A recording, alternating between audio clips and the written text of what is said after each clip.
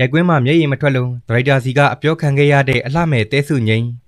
အခုရက်ပိုင်းအတွင်းအချစ်ဦးဆိုတဲ့နာမည်နဲ့ပရိသတ်တွေကြားရေပန်းစားနေခဲ့တဲ့ရုံတင်ကားကြီးမှာတော့ပရိသတ်တွေအားလုံးရဲ့အချစ်တော်အလှမဲ့တဲစုငိမ့်ကခက်ခက်ခဲခဲကြိုးစားပြီးတရုပ်ဆောင်ထားခဲ့တာဖြစ်ပါတယ်သူ့အနေနဲ့ကတော့အောင်မြင်မှုတွေဇက်တိုက်ပိုင်ဆိုင်ရခဲ့သူဖြစ်တာကြောင့်ဒီလိုမျိုးဇက်နာအောင်ရိုက်ကူးရတဲ့ရိုက်ကွင်းတွေမှာတခြားသူတွေနဲ့မတူဘဲမျက်ရည်မကျကျအောင်ခက်ခက်ခဲခဲကြိုးစားခဲ့ရပါတယ်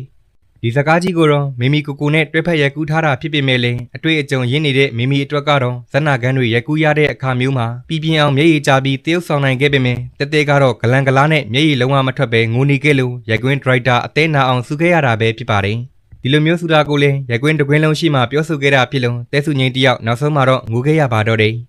ဒါပေမဲ့လည်းဒီလိုမျိုးအစုခံလိုက်ရတာဟာတဲစုငိမ့်အတွက်တရုပ်ဆောင်ရတာပိုလွယ်ကူသွားတာမို့သူကောင်းမှုအတွက်စုတဲ့ဒရိုက်တာကိုလည်းလုံးဝစိတ်မဆိုးပါဘူးဆိုပြီးပြောထားခဲ့တာဖြစ်ပါတယ်